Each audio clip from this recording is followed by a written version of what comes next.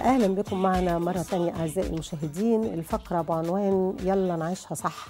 الحقيقة احنا هنعيشها مع بطل مش عادي، بطل رفع اسم مصر عاليا، استطاع ان هو يحطم أكتر من رقم قياسي، فاستحق بالتالي أن يدخل موسوعة جينيس للأرقام. ضيفنا هو الكابتن محمد زينهم. أهلا بيك. اهلا بيك يا فندم. أهلا، منورنا طبعا. انا سعيد ان انا موجود هنا مع حضرتك. شكرا، واحنا اسعد. ومين يعني او ليه اطلقوا عليك الرجل الوطواط؟ لفظ الرجل الوطواط دوت او الاسم دوت هو في رجل وطواط وطرزان، بس يعني الرجل الوطواط ديت عشان انا بتشعبط بصوابع رجلي في الشجر، وبتبقى بالعكس في الشجر او في عقل او كده بصوابع الرجل نفسها. وسبايدر دي عشان بجري على الحيطه 3 خطوات طول و3 خطوات عرض دي قدرات يعني. عاليه قوي وخاصه جدا طبعا، يعني زي جاك شان وزي الناس اللي هو الاجانب ده، بس هنا في مصر مفيش اهتمام قد كده يعني. لا لازم طبعا نهتم بالقدرات دي طبعا ونبروزها كويس قوي، نتمنى وان شاء الله هيحصل. ازاي بقى بدأت حياتك الرياضيه؟ مين شجعك؟ مين مثلك الاعلى؟ ونتكلم بعد كده في الاهداف. طبعا كناس اللي بدأت حياتي كحياتي الرياضيه بدأتها تقريبا وانا 5 سنين اتدرب على ايد بابا، بس وانا الحمد لله في موهبه بابا شوية. متخصص ولا ملوش علاقه لا هو بالوسط الرياضي؟ لا بابا طبعا ليه علاقه بالوسط الرياضي، بس بابا مش دارس. بس بابا اتدرب على ايد ناس كبيره قوي وتقيله قوي، سواء مصريين او مش مصريين، وده مهم. تمام. وبابا قدر يوصل لي حاجات من الحاجات ديت ليا انا، ان انا قدرت اوصل. مثلا انا كنت في حدود 6 سنين كنت بجيب 100 عدة ضغط.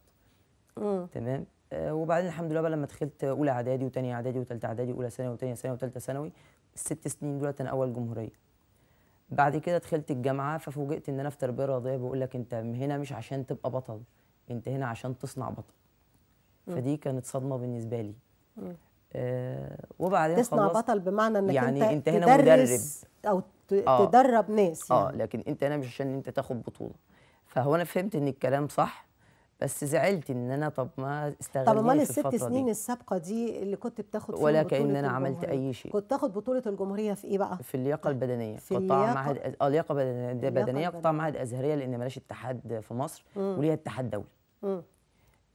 وطبعا برضو ما انتش قادر انت تطلع تشارك، لان وزاره الشباب والرياضه ما بتدعمش وما فيش حد بيقول لك اطلع وما فيش حد بيهتم. مفيش رعايه لهذه القدرات، مفيش رعايه خالص. يعني عند حضرتك المفروض ان ديت بطوله موجوده في كل المعاهد الازهريه وفي المدارس كمان وفي الجامعات، بعض الجامعات. بيحصل ان بيبقى فيه عباره عن ضغط وعن بطن وعن جري وعن وثب من الثبات، تمارين كتير بتظبط جسم البني ادم كله ولكل الاعمار، تمام، وللجنسين. بيحصل ان الابطال بعد ما بيخلصوا المراحل التعليميه بيقعدوا في الشارع. وطبعا اللي بيشتغل حاجه شغل تاني بعيد خالص، واللي بيشرب سجاير، لان هو كان في شيء كان بيشغل حيز وطاقه عنده بالرياضه. انت دمرت الجزئيه ديت او منعتها او وقفتها. هو كان بيسعى للبطوله حتى لو ما كانش بياخد فيها فلوس، بس كانت البطوله للبطوله، فاصبح ان هو الشخص دوت ضايع فبيتجه لاي اتجاه تاني. بالنسبه لك انت بقى، ناخدك كده كحاله فرديه، اتصدمت زي ما قلت، فعملت ايه؟ تمام، انا اتصدمت بس ربنا سبحانه وتعالى كان بيا رحيم. في يوم كنت قاعد بتفرج على التلفزيون وقلت يا رب اجعل لي مخرج. تمام، كنت لسه متخرج من الكليه والجيش وكده، وبعدين ربنا سبحانه وتعالى لقيت في التلفزيون حد بيعمل رقم في جينيس، في التلفزيون ضغط على 10 صوابع، فعملت كسرت الرقم بتاعه. وبعد كده الضغط على صابعين 2 بايد واحده سمعتها في قناه الBBC، رحت جاي عامله، رحت جاي كسره. اتجهت بقى لناس زي وزاره الشباب والرياضه، قامت ادتني رفض العدم الاختصاص، قالت ان الموضوع ده مش من اختصاصنا، انت بتعمل ضغط على صابعين، انت كده اوفر. طب ما هو انا اصلا جاي من تبعكم، يعني انا متربي في اللياقه، مشروع اللياقه البدنيه بتاعكم انتم. تمام. وعدم تخصص وانا جاي لكم كمتخصصين في الرياضه، وانا تربيه رياضيه وانا بطل فين؟ جمهوريه 6 سنين لياقه بدنيه، وانتم متخصصين في الرياضه. لما انتم غير متخصصين، وزاره الري هي اللي متخصصه اكيد. يعني انا غلطان ما رحتش لوزير يعني انت قلت لهم الكلام ده؟ قلت الكلام دوت وقلته في برامج كمان، وطلع ناس وقالت يعني امال يبقى مين اللي مسؤول عنه؟ مش بس برامج عربيه، برامج كمان اجنبيه و12 في صحف اجنبيه. يعني المفروض يعني حتى كان حد يتحرك. الرد على الكلام دوت هو زي ما بيقولوا ودن من طين ودن من عجين. ما حدش نهائي. وان كان الاعلام لعب دور في انك تواصل يعني. طبعا يعني هو انا لما مثلا لما جيت عملت رقم الضغط على صباعين 2 بايد واحده، كان رقم الفرنسي كان 8 عدات. انا جبت 46. حلو قوي. تمام. يعني الفرنسي ده بيتدرب تحت كل البنود والحاجات اللي ممكن حضرتك تتخيليها من امكانيات.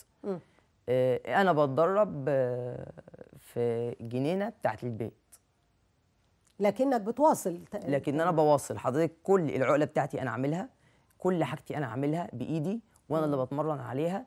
والحمد لله لما اكون واصل لمستوى ان الفرنسي يجيب 8 ضغط على صباعين 2 بايد واحده، وانا اجيب 46 في معبد شاولين. والكل يعرف ايه معبد شاولين بتاع الكونغ فو، اللي هو طالع منه جيت لي وجاك شان وبروسلي والناس دي كلها. بيجيب البطل اللي هناك بيجيب 25 عده في نص دقيقه على الصباع دوت. انا الرقم اللي انا كنت عايز اعمله ان انا بجيب 35 عده على الصباع ده عشان تحطم الرقم القياسي بتاع معبد شاولين. ايوه تمام. انا نزلت في كتاب جينيس، طبعا دي الشهاده.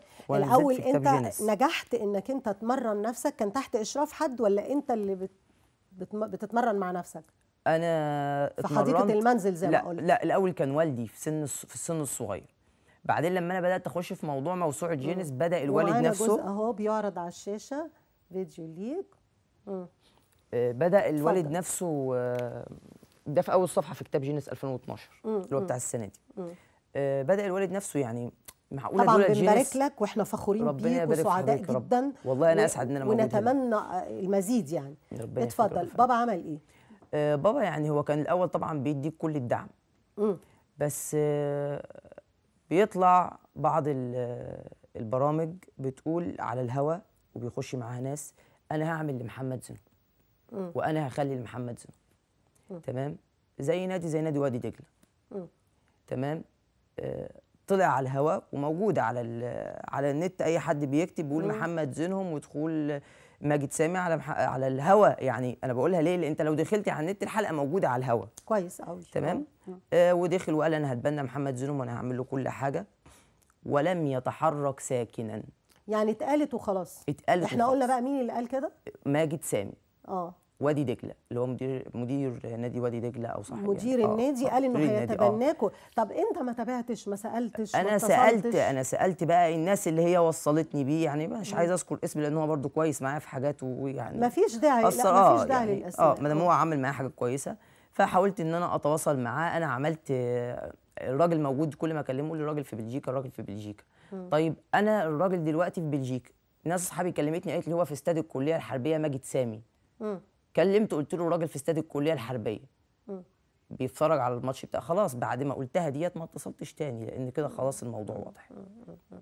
يعني انت بياناتك موجوده ويعرفوا انا بياناتي موجوده، واي حاجه. بص حضرتك، انا اي حد يكتب على جوجل محمد زينهم الوطواط هتلاقي الفيس بتاعي، وانا اللي موجوده على الفيس، اليوتيوب، الرقم بتاع تليفوني، الموقع الالكتروني، كل حاجه موجوده. الاجتماعي حطمت يعني كل الحواجز. لا برقم تليفوني كمان، يعني الموضوع مش صعب. لكن انت دخلت موسوعه جينيس زي ما قلت في اول 2012. لا دخلتها في 2010. في 2010. لكن انا الحمد لله بنزل لغايه 2012. بتنزل فيها لغايه 2012.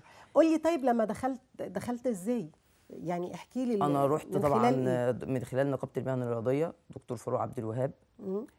شخصيه محترمه جدا، وكان بيحاول يعمل اتحاد اللياقه البدنيه، وانا من بعدين ان شاء الله اكمل المسيره ومعاه ان شاء الله. كويس.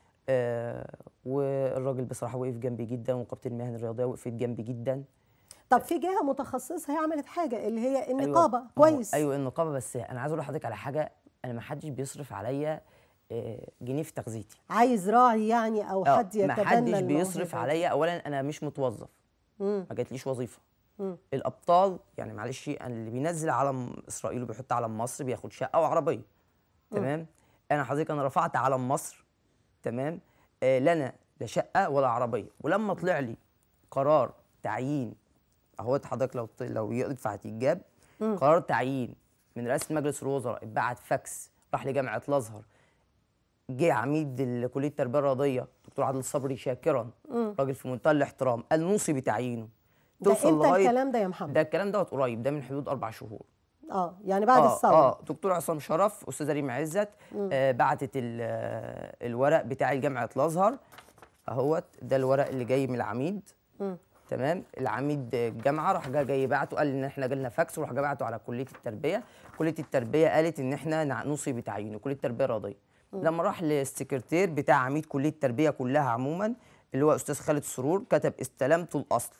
ولما رحت له حضرتك الورق بتاعي وقف لحد عندك قرار تعييني، قال لي القرار مش عندي. طب اكتب لي ورقه ان هو مش عندك، ان انت ضيعته، ان اي حاجه. قال لي مش كاتب لك، ولو جالي رئيس الجمهوريه مش معينك. ايه ده تحدي كده؟ هو أكيد تحدي لا كده. بص هقول لك حاجه، اكيد في ناس اعلى منه ومسؤولين اكبر منه. بصي انا هقول لحضرتك على حاجه، هتقدر تلجأ لهم وهيتم التعيين ان شاء الله، لان اتمنى ان شاء الله هيتم أتمنى. باذن الله. لانه طبعا خساره يكون عندنا حد بالمواصفات دي، نتمنى يكون عندنا منه كتير، ربنا يخلي حضرتك، ونهمله او نتجاهله. كنت عايزه ارجع بقى للبطل، وان شاء الله يعني ما يهمكش الظروف والعقبات دي بتحصل في حياه كل انسان وفي حياه كل بطل، والناس بتتخطاها، وان شاء الله اللي جاي احسن. يمكن البلد في ظروف دلوقتي صعبه شويه، لكن ان شاء الله بايدينا كلنا مع بعض وبتكاتفنا هنقدر نحقق كل اللي احنا عايزينه. عايزه ارجع بقى للبطل محمد زينهم واقول انت بتتمرن كام ساعه في اليوم يا محمد؟ كان في جري مثلا، انا ممكن تمريني يبقى 5 دقائق في اليوم، وممكن تمريني يوصل ل 12 ساعه في اليوم. من 5 دقائق ل 12 ساعه في اليوم. لكن لازم كل يوم؟ لا هو لازم كل يوم، دي قطعا لازم كل يوم. بس طبعا لما يكون في سفر، ولما يكون مثلا في مشاكل في البيت بسبب ان عدم شغلك، فيبقى مفيش تمرين. فبرضه الواحد بيتدمر من ناحيه. بس هو انا كنت بجري 120 كيلو في 12 ساعه، ده كان رقم كنت عايز اعمله. والرقم دوت وقف لان هو المفروض بيتعمل على مشايه كهرباء، والمشايه الكهرباء الموجوده الوحيده اللي تستحملي ب 120,000 جنيه، فما توفرتش. ما توفرش. ان شاء الله كله هيتوفر. بس عايزه قبل ما الوقت يخلص يعني استعرض مع اعزائي المشاهدين المزيد من قدراتك ومحاولاتك للقيام بمغامرات، زي مثلا تسلق برج القاهره من الخارج. الكلام ده مظبوط؟ انا تسلق برج القاهره دوت انا ان شاء الله يا رب، يعني انا اخدت زي موافقات مبدئيه ان انا اعمله. ساعدني فيها طبعا استاذ مجدي سليم رئيس هيئه تنشيط السياحه الداخليه، وساعدتني فيها استاذه علا جمال مامة ميرنا الشناوي ديت، زميله عزيزه يعني. واستاذ ايهاب قوله ودكتور عادل صبري دوت اللي هو كان ساعدني في كل الناس دي ساعدتك علشان تنجز المغامره دي. كل الناس دي ساعدتني، وانا بصراحه يعني شاكر ليهم جدا، وشاكر ليهم وقوفهم جنبي. وفي ناس تانية كمان يمكن انا الوقت ما سمحش ان انا اذكرهم. بس ان شاء الله رب برج القاهره دوت مرحله ان انا بعد كده اطلع برج الخليفه اللي في دبي. في دبي يعني تخرج بره القطر المصري. ان شاء الله، لان هو الرقم بتستعد لها ازاي بسرعه؟ لان بيقولوا لي الوقت خلص. بطلع بتمرن على برج تقريبا، يعني بيبقى ساعات 10 ادوار، وساعات بيبقى برج 20 دور، بس لا مناص ان انت تتمرن على برج القاهره نفسه. طبعا لا مناص من ديت. وان شاء الله يا رب هحاول في الفتره اللي جايه ان تدريبي يكون عليها، بس يعني هنحاول مع استاذ مجدي سليم كده ان شاء الله شويه شويه ان شاء الله. كل شيء هيتم وينجز ان شاء الله. محمد زينهم البطل اللي حطم ارقام قياسيه ودخل موسوعه جينيس ورفع اسم مصر وعلم مصر عليا. أنا سعيدة جدا بلقائك، وتمنياتي إن شاء الله بالمزيد ومزيد من العطاء، ما تخليش أي حاجة تعطلك، ونشوفك بطل عالمي كبير ومغامر عظيم. ربنا يخليك. ألف شكر على اللقاء يا محمد. أنا شكرا لحضرتك. شكرا لك. فاصل أعزائي المشاهدين ونعود.